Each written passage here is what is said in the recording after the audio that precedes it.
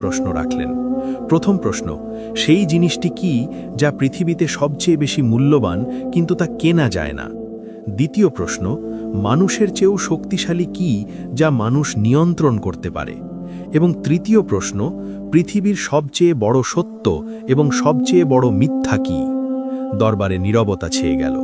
বড় বড় আলেম এবং বুদ্ধিমান লোকেরাও মাথা নিচু করে দাঁড়িয়ে রইল। কারো এত সাহস ছিল না যে নিজের জীবন বাজি রেখে এই ধাঁধার উত্তর দেয়। অনেকক্ষণ যখন কেউ এগিয়ে এলো না, তখন বাদশাহ হতাশ হতে লাগলেন। তখনই ভিড় ঠেলে এক যুবক সামনে এগিয়ে এলো। সেই যুবককে দেখতে খুবই গরিব মনে হচ্ছিল। তার পোশাক ছিল ছেঁড়া ফাটা, মুখে ধুলোবালি জমেছিল, কিন্তু তার চোখে ছিল এক অদ্ভুত চমক ও নির্ভীকতা। সে ছিল পৃথিবীর অবহেলিত এক এতিম যুবক, যার এই বিশাল পৃথিবীতে কেউ ছিল না, না মা, না বাবা, না কোনো আত্মীয় স্বজন। যুবকটি সিংহাসনের কাছে গিয়ে বাদশাকে ঝুঁকে সালাম করল এবং উচ্চস্বরে বলল,